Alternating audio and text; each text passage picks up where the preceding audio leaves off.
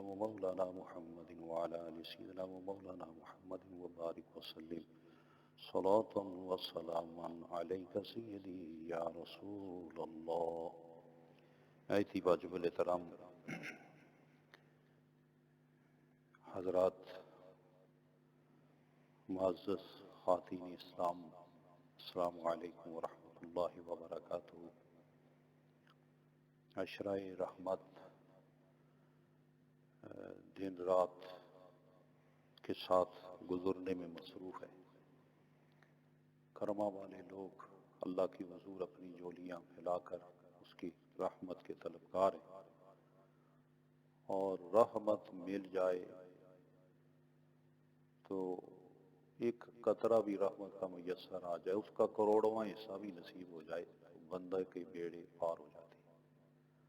خصوصیت کے ساتھ رحمتوں کے نزول میں اپنے آپ کو شامل حال قلب و ذہن کے ساتھ رکھنا، یہ ہمارا کام ہے. اور رحمتیں عطا کرنا مالک الملک رب کائنات کی شان ہے، وہ کرم فرما رہا ہے. آج چونکہ ہم ہر ہفتے والے دن کچھ وقت ذکر میں بسر کرتے ہیں، انشاءاللہ ذکر شریف بھی ہوگا. تھوڑی دیر ہم قرآن عظیم کی حضور حاضری دیتے ہیں. سورہ توبہ آج مکمل ہوگی، سورہ یونس اور سورہ ہود کی بھی تلاوت ہوگی. سورہ توبہ یہ واحد صورت ہے جس سے پہلے بسم اللہ الرحمن الرحیم نہیں ہے. بہت ساری توجیحات مفسرین پیش کرتے ہیں، لیکن صاحب تفسیر روح القرآن کہتے ہیں کہ روح البیان کہتے ہیں، صاحب تفسیر روح البیان، کہ سب سے بڑی وجہ یہ ہے کہ جب نبی کریم علیہ السلام نے یہ صورت لکھائی ہے نا، تو اس وقت بسم اللہ الرحمن الرحیم نہیں لکھائی. اس لیے اس صورت میں اس کے بعد چونکہ جہاد کا بھی اعلان ہے، برات بھی ہے اس میں مشرکین کے ان وعدہ خلافیوں کی وجہ سے، اور پھر سورہ توبہ اسے کہا جاتا ہے. اس میں مخلصین کی توبہ قبول ہونے کا اعلان ہے، اور دوسری طرف منافقین کی شرانگیزیاں، ان کو ننگا کرنے کا بھی اس میں اعلان ہے کہ پردے اٹھا دیے گئے اور بتا دیا گیا تمہاری کیا کیا سازش ہے. تم کہاں کہاں تلاش کرتے ہو کہ یہ مٹ جائیں گے، پھر ہم جیت کے آ جاتے ہیں. تم سمجھتے ہو یہاں رہ جائیں گے، یہ پھر بڑھ جاتے ہیں. تم انہیں مٹانا چاہتے ہو لیکن تم اپنی سازشوں کے ساتھ اب بالکل سامنے آ گئے ہو. اس طرح منافقین کا ذکر بھی اس سورہ پاک میں موجود ہے. اور بالکل آخر میں اللہ رب العالمین نے اپنے حبیب کریم علیہ السلام کی ایک لازوال بے مثال شان بیان کی ہے. لقد جاءکم رسول من انفسکم، تحقیق آ گیا تمہارے پاس تم ہی میں سے عظمت والا رسول. عزیز علیہ ما عنتم، جس پر تمہارا مشکل میں پڑنا، تکلیف میں پڑنا گراں گزرتا ہے. یعنی تمہیں دنیاوی لحاظ سے کوئی تکلیف ہو یا تمہیں آخرت کے لحاظ سے کوئی عذاب ہونے کا معاملہ ہو، تو تمہارا نبی جو ہے اس پر یہ گراں گزرتا ہے. حریص علیکم، وہ تمہاری بھلائی چاہنے میں حریص ہے، یعنی جو تمہیں اچھا ہو اس کو وہ چاہتے ہیں. بالمومنین رؤوف الرحیم، اور ایمان والوں کے ساتھ بے حد مہربان ہے اور ہمیشہ رحم فرمانے والے. یہ نبی پاک علیہ السلام کی وہ شان ہے، وہ عظمت ہے. اب اللہ رب العالمین فرماتا ہے یہ تمہاری بھلائی پر یہ چاہت رکھتے ہیں، یہ حریص ہیں، اور تم پر کوئی تکلیف آئے تو ان پر گراں گزرتی ہے. تو ایک سوال ہے کہ اگر نبی پاک علیہ السلام نعوذ باللہ بقول کچھ لوگوں کے کہ وہ مر کے مٹی ہو گئے جی، تو پھر پوچھا جا سکتا ہے یہ قرآن کی آیت ہے جب انہیں پتہ ہی نہیں امت کے بارے میں کہ امت کا حال کیا جا رہا ہے، گزر رہا ہے، تو پھر یہ گراں کیسے گزرتا ہے؟ یہ تو قرآن ہے نا، یہ کوئی حدیث نہیں ہے کہ کوئی اس کو ضعیف کہہ، یا کوئی سٹوری نہیں ہے کہ یہ بات کوئی کہہ دیجیے بھائی یہ ہے. یہ قرآن کہہ رہا ہے کہ جب امت پر کوئی مشکل پڑتی ہے تو نبی پاک علیہ السلام پر گراں گزرتا ہے. اور آپ نے دیکھا پچھلے دنوں کئی خواب بھی لوگوں نے سنائے، اور ان لوگوں نے خواب سنائے ہیں کہ جو نعوذ باللہ یہ عقیدہ رکھتے لیکن خواب میں نبی پاک علیہ الصلوۃ والسلام آ کر وظیفہ عطا فرماتے ہیں اور فرماتے ہیں کہ یہ پڑھو تو تم پر یہ مشکل ٹل جائے گی. تو بہرحال اللہ رب العالمین کے نبی امت کے حال سے باخبر ہیں، شاہد ہیں، گواہ ہیں. یا ایھا النبی انا ارسلناک شاہدا، اے نبی مکرم ہم نے آپ کو شاہد بنایا ہے. شاہد کہتے ہیں وٹنس کو، آئی وٹنس. جو دیکھتا نہ ہو اس کو بھی وٹنس نہیں بنایا جاتا، اور جو سنتا نہ ہو اس کو بھی نہیں بنایا جاتا، جو موقع پہ موجود نہ ہو اس کو بھی نہیں بنایا جاتا. تو آقا علیہ الصلوۃ والسلام کو اللہ رب العالمین نے ختم نبوت کے تخت پر بٹھا کے تاجدار بنایا ہے، نبی مختار بنایا ہے، رحمت للعالمین بنایا ہے، شفیع المذنبین بنایا ہے.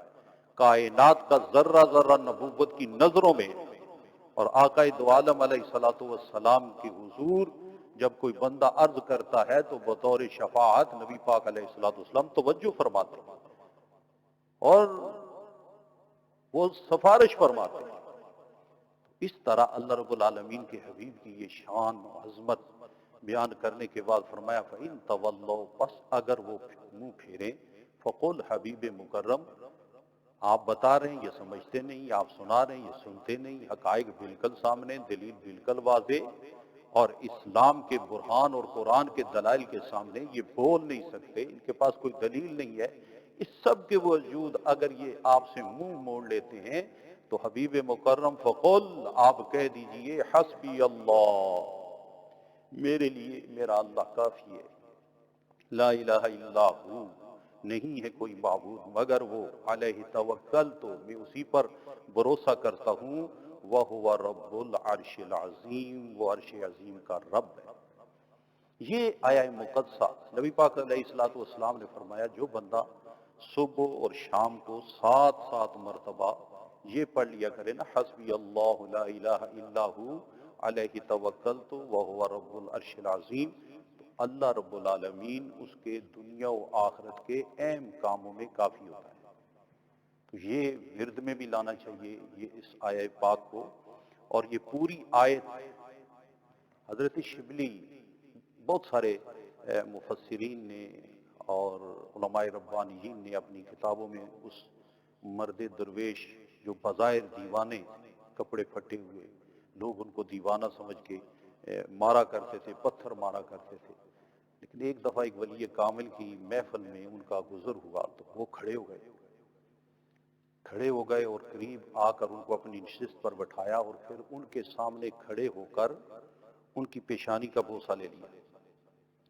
جو ان کے پاس بیٹھے ہوئے لوگ تھے انہوں نے پوچھا حضرت یہ تو دیوانہ ہے، لوگ تو اس کو، یہ مجذوب الحال قسم کا بندہ ہے، لوگ تو اس کو دیوانہ سمجھ کے پتھر مارتے ہیں، اور آپ نے اس کو اتنا پروٹوکول دیا ہے کہ آپ نے کھڑے ہو کر اس کی پیشانی کا بوسہ لیا. تو آپ فرمانے لگے در حقیقت بات یہ ہے کہ میں نے رات رسول اللہ صلی اللہ علیہ وسلم کو خواب میں دیکھا، یہ شبلی ان کی محفل میں آئے تو نبی پاک نے کھڑے ہو کر اس کی پیشانی کا بوسہ لیا. تو آپ نے فرمایا شبلی سے پوچھتے ہیں شبلی تو کرتا کیا ہے کہ کائنات کے والی تجھ پہ اتنے مہربان ہو گئے ہیں، اتنی کرم نوازی فرمائی ہے کہ تیری ماتھے کا بوسہ نبی کونین علیہ الصلوۃ والسلام نے لیا ہے. تو شبلی کہنے لگے میں سورہ توبہ کی جو آخری آیت ہے نا، میں ہر نماز کے بعد پڑھتا ہوں، پڑھنے کے بعد پھر میں عرض کرتا ہوں صلی اللہ علیہ یا محمد، صلی اللہ علیہ وسلم، صلی اللہ علیہ یا محمد، 3 مرتبہ صلی اللہ علیہ یا محمد. جہاں بھی ہوتا ہوں نا یہ پڑھ کر پھر مدینے والے کو سلام پیش کرتا ہوں. بس میرا یہ عمل ہے کہ آقا کونین علیہ الصلوۃ والسلام نے مجھ پر یہ کرم نوازی فرمائی ہے. تو یہ اپنے وظائف میں رکھنا چاہیے. یہ صوفیاء کرام کا یہ خوبصورت عمل ہے جو وہ یہ اپناتے ہیں، اور اس کی بڑی برکتیں اور بڑی رحمتیں ہیں. سورہ یونس اس کی تلاوت، چونکہ اس میں قوم یونس کا ذکر ہے، اور چونکہ مکے کے کافر وہ خدا کو ماننا بھی عجیب سمجھتے، ایک ماننا بھی عجیب سمجھتے، اور انسان کو خدا کا رسول ماننا بھی ان کو بڑا عجیب لگتا. اس پر بڑا عجیب یاوہ گوئیاں انہوں کرتے، اعتراض کرتے، تان و تشنیع کرتے، اور ان کے دلائل بھی موجود ہیں.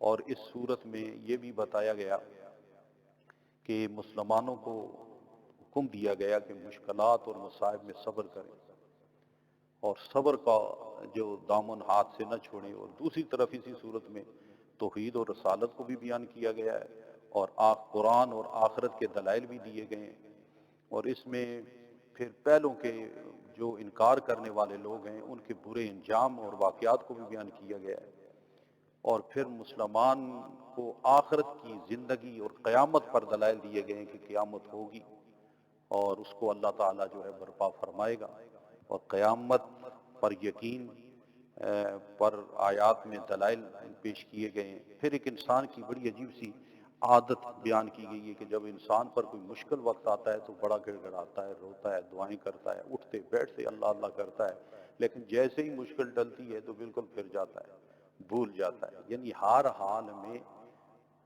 وہ ان میں تبدیلی آ جاتی ہے، تکلیفیں آ جائیں تو بالکل یہ ماحول ہم آئے روز اپنے آپ میں بھی دیکھ سکتے ہیں، جب ہمیں تکلیف آتی ہے تو کس طرح گڑ گڑاتے ہیں، روتے ہیں، آیات کریمہ کے ختم شروع ہو جاتے ہیں، اور جیسے ہی مشکل ٹلتی ہے تو اس گھر میں پھر نماز بھی نظر نہیں آتی، قرآن کی تلاوت بھی نہیں ہوتی، تو یہ انسان میں نادانی ہے اور غفلت ہے، اور یہی فرق ہے۔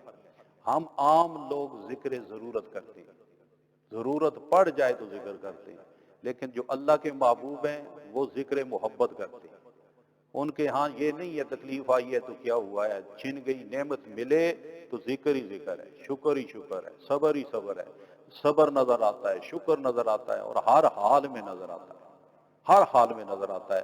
اور جب ایمان والے کی یہ کیفیت ہو جائے نا کہ مشکلات پہ وہ صبر کرتا ہوا جائے، نعمت ملے تو شکر کرتا ہوا جائے، اور ہر حال میں ذکر کرتا ہوا جائے۔ حضور شیخ العالم سیدی رحمۃ اللہ علیہ فرمایا کرتے تین چیزیں اپنی زندگی میں لے آؤ، سکون ہی سکون ہے، صبر، نعمت ملے تو شکر، اور حال حال میں ذکر ہی ذکر۔ یہ وہ ہتھیار ہیں جو اللہ رب الرحمن نے قرآن میں دیے، نبی پاک نے اپنی ذات اور اسوہ حسنہ سے کر کے بتایا ہے، صحابہ کرام اہل بیت اطہار اولیاء کاملین کی زندگیوں میں یہ اعمال نظر آتے ہیں، اور اس طرح رب العالمین نے قرآن عظیم میں فرما دیا ہے کہ یہ جو قرآن ہے نا یہ تمہارے لیے شفا ہے، قرآن کو شفا قرار دیا گیا کہ یہ اہل ایمان کے لیے اس میں شفا ہے۔ یا ایہا الناس قد جاءتکم موعظۃ من ربکم، اے لوگو تاکہ آ گئی تمہارے پاس موعظۃ من ربکم، تمہارے رب کی طرف سے نصیحت، یعنی یہ ہدایت ہے تمہارے لیے، وشفاء لما فی الصدور، اور دلوں کے لیے یہ شفا ہے، وَهُدًى وَرَحْمَةٌ لِّلْمُؤْمِنِينَ، ہدایت ہے اور رحمت ہے ایمان والوں کی۔ اب نصیحت ہے، شفا ہے، ہدایت ہے اور رحمت ہے، لیکن ہے کس کے لیے؟ ایمان والوں کے لیے، یعنی ایمان والوں کے لیے اس کی آیات سے ہدایات اس کو ملتی ہیں، اور جس طرح اس کی تعلیمات سے ہدایت ملتی ہے اسی طرح قرآن عظیم کے الفاظ سے شفا بھی ملتی ہے۔ قرآن میں شفا ہے، اس کی ہر آیت میں شفا ہے، اور شفا بھی ایسی ہے کہ لا علاج مرضوں کا شفا اس میں موجود ہے۔ تو قرآن عظیم فرقان حمید شفا ہے، دل کی بیماری، دل کے روگ ایسے ہیں کہ ان کا کسی کے پاس علاج نہیں ہے، ڈاکٹر کے پاس جاؤ وہ بھی کہتے ہیں کہ پتہ نہیں تجھے کیا ہے، ہماری دوائی تو کھا رہا ہے اس کا تجھے شفا نہیں ہے، پتہ نہیں کیا ہے، لیکن قرآن کے حضور حاضر ہو جاؤ، یہ قرآن تمہارا وہ روگ بھی ختم کر دے گا۔ یہ جس طرح یہ روحانی بیماریوں کے لیے شفا ہے، اسی طرح قرآن جسمانی بیماریوں کے لیے بھی شفا ہے۔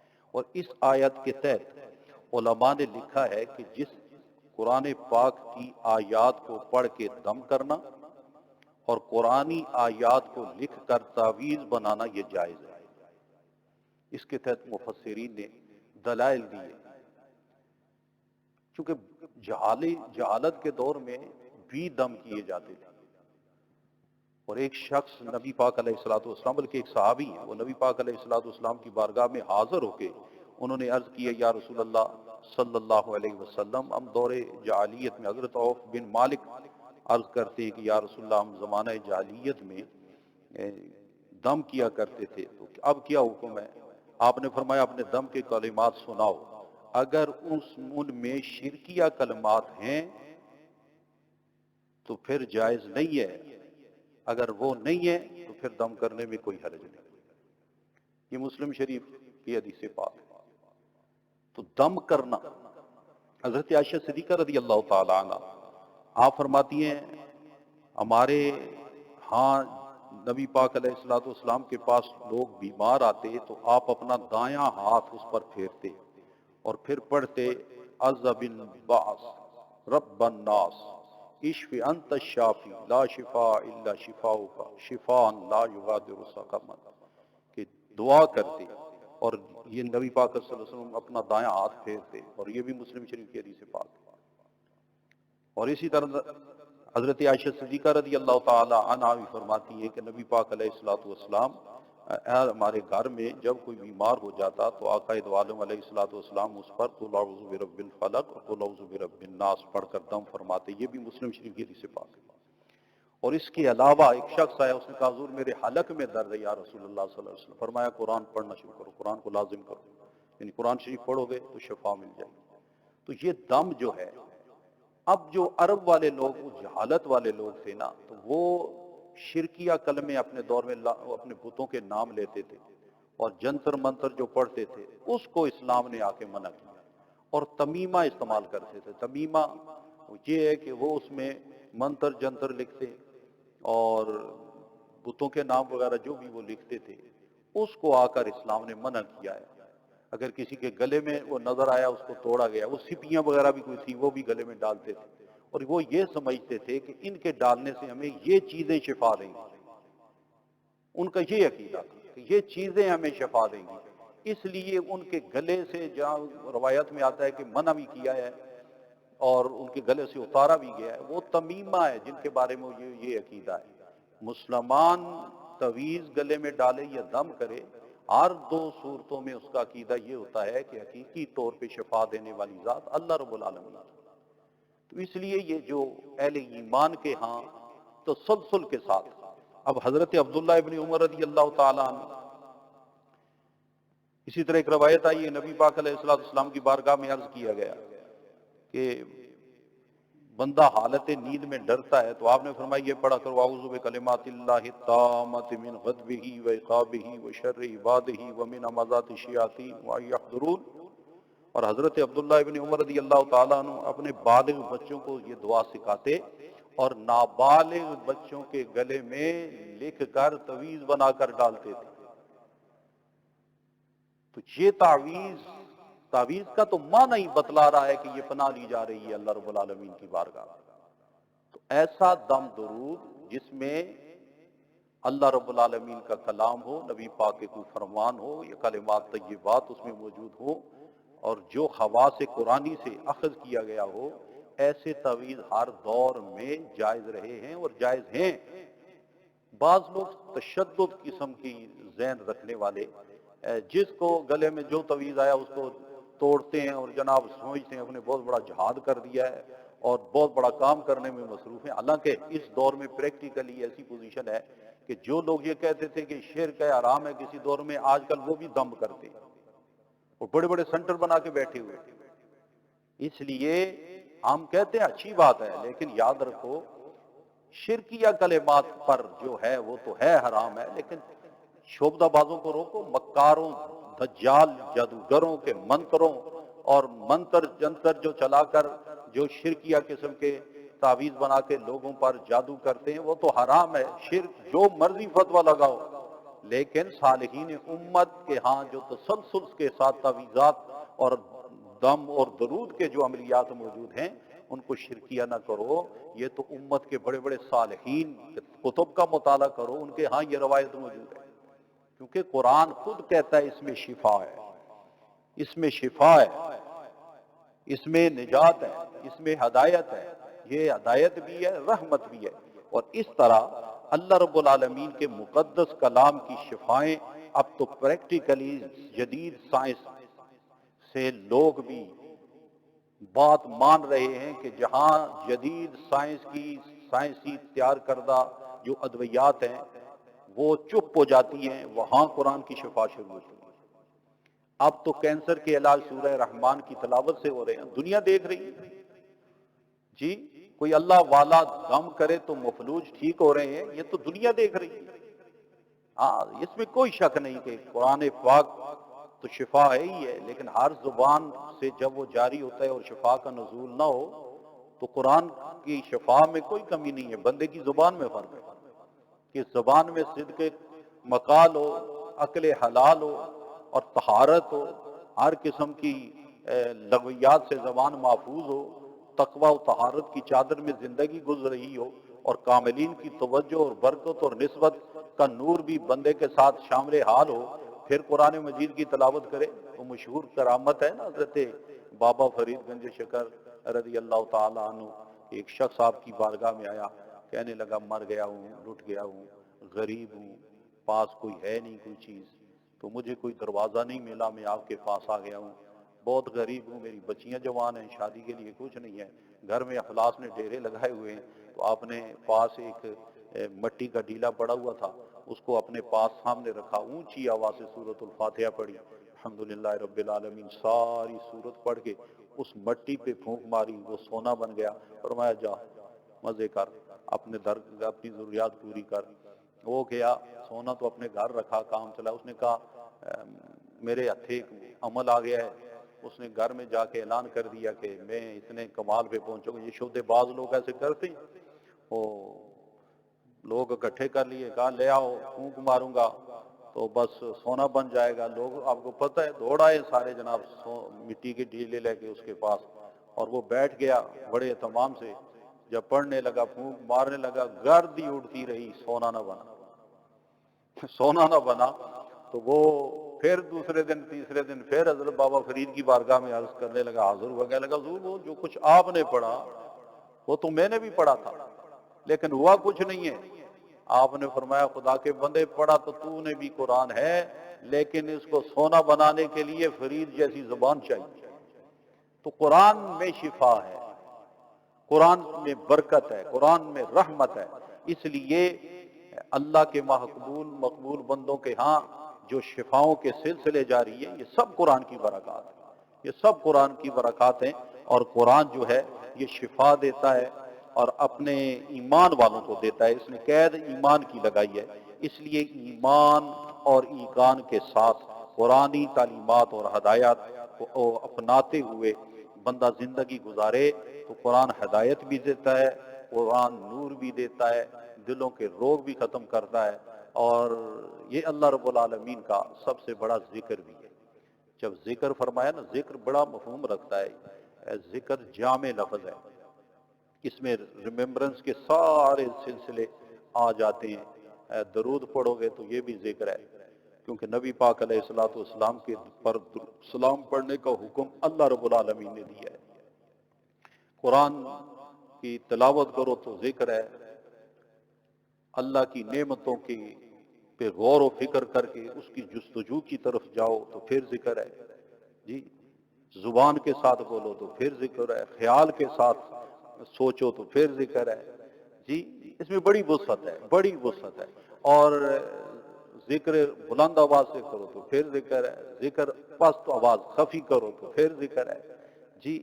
حرکات و سکنات کے ساتھ ذکر کرو تو پھر ذکر ہے، یعنی ذکر ایک مفہوم رکھتا ہے، اور اصل منزل یہ ہے کہ ذاکر کو دائمی ذکر نصیب ہو جائے۔ اس لیے صوفیاء کرام اس میں ذات کا وظیفہ کرتے ہیں، کروڑوں میں کرتے ہیں، لاکھوں میں کرتے ہیں، اور پھر اس ذکر کا جو نور ان کے باطن پر ظاہر ہوتا ہے، پھر وہ باطن اتنا روشن ہو جاتا ہے، اتنا اس کی ذکر کے ذریعے پالش ہو جاتی ہے کہ پھر وہ دل بینا انہیں نصیب ہو جاتا ہے، باطن کا علم نصیب ہو جاتا ہے، پھر وہ اللہ کے ہاں اتنا قرب پر ہوتے ہیں کہ وہ جدھر چلتے پھرتے رہیں اللہ کے خاص جلووں کے سائے میں رہتے ہیں۔ تھوڑی دیر اب ہم ذکر کی طرف آتے ہیں، آپ حضرات بھی ہمارے ساتھ شامل ہوں، انشاءاللہ اس کا سرور اور نور ہمیں نصیب ہوگا۔ بلائیں مصیبتیں اس سے ٹلتی ہیں، اللہ راضی ہوتا ہے، نفس کی شرارتیں رکتی ہیں، شیطان ناراض ہوتا ہے، اور روح کو تازگی ملتی ہے جی باطن کی تطہیر ہوتی ہے، بڑے پیار کے ساتھ اپنے آپ کو میرے ساتھ شامل رکھیں، میں بھی پڑھوں گا، آپ بھی پڑھیں، ایک ایک مرتبہ بھی پڑھوں گا، لیکن آپ ساتھ ساتھ پڑھیں، چونکہ یہ وہ کلمات یہ بات ہیں جو فیضان مدینہ سے الحمدللہ ہر ہفتے کو یہ ہم اکٹھے ہو کر ساتھیوں کے ساتھ پڑھتے ہیں۔ آج ہم بہت تھوڑے ہیں ادھر، لیکن آپ گھروں میں ہمارے ساتھ شامل ہوں گے تو یہ کتنا بڑا اجتماع بن جائے گا۔ اللہ تعالیٰ ہم سب کو اپنے ذکر کی توفیق عطا فرمائے۔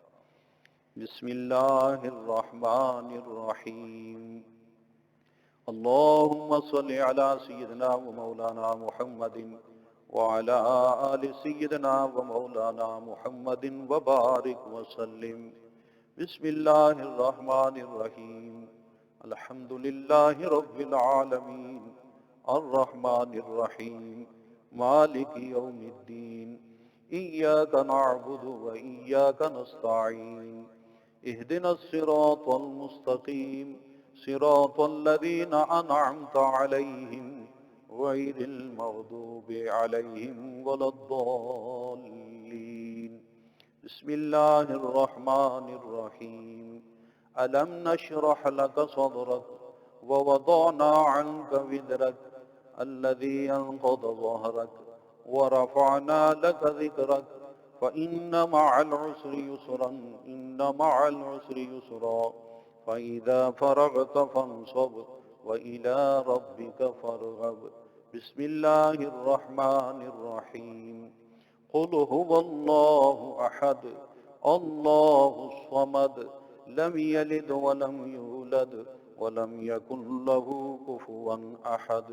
قل هو الله أحد الله الصمد لم يلد ولم يولد ولم يكن له كفوا أحد۔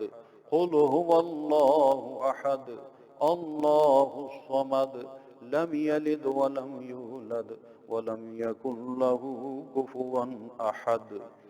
بسم الله الرحمن الرحيم، اللهم يا قاضي الحاجات، اللهم يا كافي المهمات، اللهم يا رافع الدرجات، اللهم يا دافع البليات، اللهم يا حل المشكلات، اللهم يا مفتح الأبواب، اللهم يا منزل البركات، اللهم يا مجيب الدعوات، اللهم يا مسبب الأسباب، اللهم يا شافي الأمراض، اللهم يا دليل المتحيرين،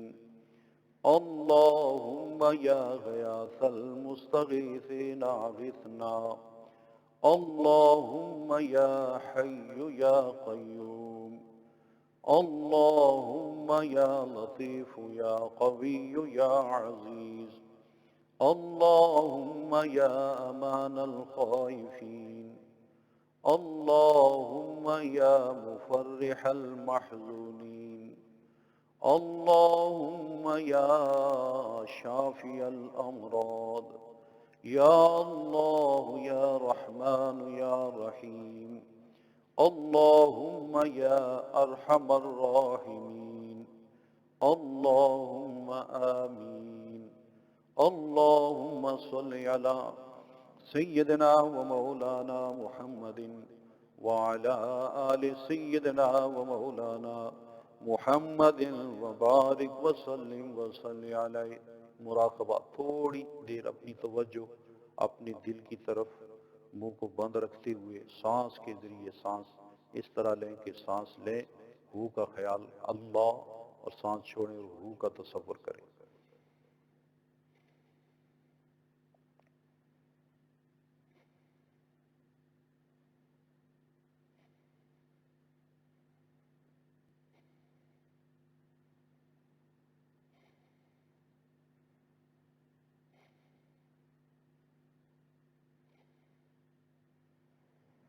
اللہ جل جلالہ، اللہ سبحانہ و تعالی۔ گھر میں جتنے بھی بیٹھے ہوئے ہیں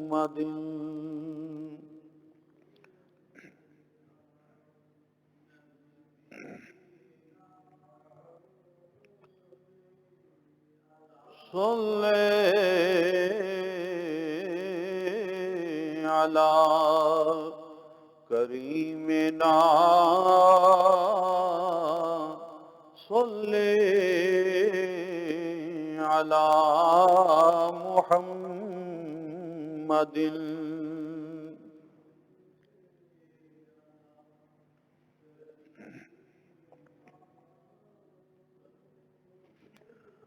صلی علی شفیعنا صلی علی محمد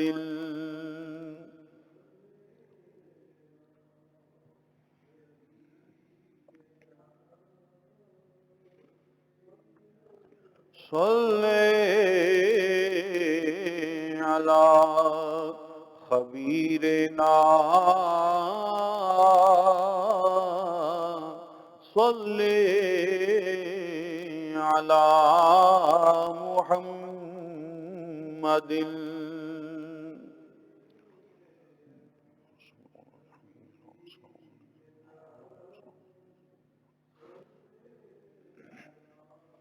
صلی علی آلہ صلی علی محمد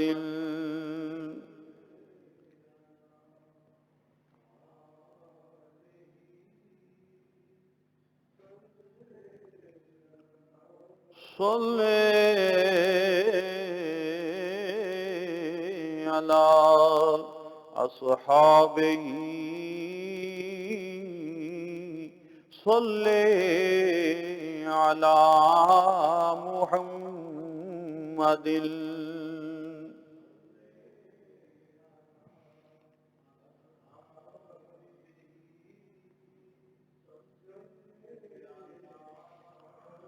صلی علی خلفائی صلی علی محمد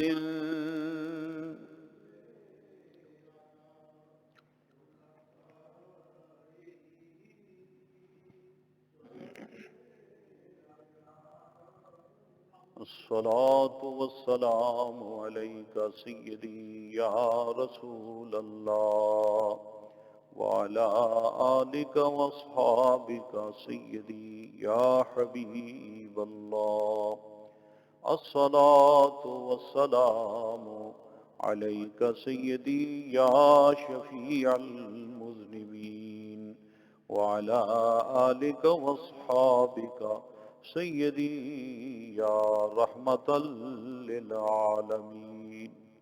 دعا کے لیے ہاتھ اٹھانے سے پہلے آج ہمارے کمیونٹی میں حاجی عبد المالک صاحب جو فیضان مدینہ مسجد کے نمازی ہیں، خدمتگار ہیں، ان کی زوجہ محترمہ کا بھی آج انتقال ہو گیا، ان کو بھی اپنی خصوصی دعا میں شامل فرمائے۔ آمین۔ اللہم صلی وسلم وبارک علی سیدنا محمد وآلہ واصحابہ اجمعین۔ سبحان ربی العلی الاعلی الوہاب ربنا هب لنا من لدنک رحمتا انک انت الوہاب۔ یا اللہ یا رحمان یا رحیم یا ارحم الراحمین یا اکرم الاکرمین یا رب السماوات والارض یا ارحم الراحمین، تیرے کرم تیرے فضل سے تیرے مقدس گھر میں تیرے مقدس ناموں کا ذکر، تیرے حبیب کریم علیہ الصلوۃ والسلام کی حضور درود و سلام کے ہدیے، تیرے مقدس قرآن مجید کی حضور کچھ لمحات، اللہ اپنے کرم فضل سے قبولیت کا شرف نصیب فرما۔ گناہ گار ہیں، گناہ معاف فرما، بدیاں لے کے آئے ہیں، اللہ معافی عطا فرما۔ جرم خطائیں ڈھیر ہیں، اللہ رحمتوں کے پھیر ایسے نصیب فرما کہ ہمیشہ کے لیے معافی نصیب ہو جائے، ہمیشہ کے لیے تلافی نصیب ہو جائے، ہمیشہ سے نفس اور شیطان کی پناہ نصیب ہو جائے۔ اے کریم رب، ماہ مقدس کے نازل ہونے والی برکات تمام امت مسلمہ کو نصیب فرما۔ اللہ کریم ہماری پریشانیاں دور فرما، ہمارے دکھوں کے مداوع فرما، ہماری کمزوریاں دور فرما۔ الہ العالمین ہماری بیماریاں دور فرما، لاچاریاں دور فرما، بے کسیاں اور بے بسیاں دور فرما، اپنی رضا و خوشنودی عطا فرما۔ حبیب کریم علیہ السلام کی محبت کا نور عطا فرما، اطاعت و سنت کی اتباع نصیب فرما۔ الہ العالمین نبی پاک علیہ الصلوۃ والسلام کی ساری امت پہ رحم و کرم فرما۔ ختم خواجگان شریف کے کلمات طیبات کو شرف قبولیت عطا فرما۔ نبی پاک علیہ الصلوۃ والسلام کے حضور ہدیہ کرتے ہیں، ان کی شان کے لائق کر کے عطا فرما۔ آپ کی توجہ خاص نصیب فرما۔ آپ کے طفیل تمام انبیاء اور رسول علیہ السلام، آپ علیہ الصلوۃ والسلام کے والدین طیبین طاہرین، آپ کے اہل بیت اطہار سارے، آپ کے صحابہ کرام صحابیات سارے، آپ کے تابعین تبع تابعین جملہ، اور رب العالمین اولین آخرین جتنے بھی تیرے مقبول بندے تیرے حبیب کریم علیہ الصلوۃ والسلام کی بارگاہ کے جتنے نائبین، اللہ ان سب کی ارواح مقدسہ کو عطا فرما۔ غوث اعظم رضی اللہ تعالیٰ عنہ کے حضور، پھر صالحین امت طریقت کے جتنے سلسلے ہیں، ہر فرد با کمال کی مقدس روح کو اللہ نصیب فرما۔ آپ کی توجہ برکت وسیلے سے جتنے اہل ایمان دنیا سے جا چکے ہیں ان کی روحوں کو عطا فرما۔ جو ذکر کی محفل میں یہاں یا گھروں میں جہاں بھی اللہ کریم ہمارے ساتھ شریک ہیں، ان کے دوست احباب بزرگ والدین، ان کی روحوں کو عطا فرما۔ رب العالمین جو اس کرونا وائرس کی زد میں آ کر تیرے حضور حاضر ہو رہے ہیں، اللہ ان کو بخشش فرما۔ خصوصی طور پہ اللہ حاجی عبد المالک صاحب کی زوجہ محترمہ کی روح کو عطا فرما، آنے والی منزل آسان فرما، انہیں شہادت کی موت کا عظیم منصب عطا فرما۔ رب العالمین اس کرونا وائرس کی شر سے محفوظ فرما۔ الہ العالمین اس کو اب دفع دور فرما۔ اللہ اپنی بارگاہ سے خصوصی شفائیں نازل فرما۔ الہ العالمین ملک پاکستان کی حفاظت فرما۔ غریبوں کی جو مدد کرنے میں مصروف ہیں، اللہ ان کی مدد فرما۔ جو ادارے اور مسجد کی خدمت کرتے ہیں، اللہ ان کو اجر عظیم عطا فرما۔ الہ العالمین جو مانگ رہے ہیں وہ عطا فرما، جو نہیں مانگ سکتے ضرورت ہے اپنے کرم سے نصیب فرما۔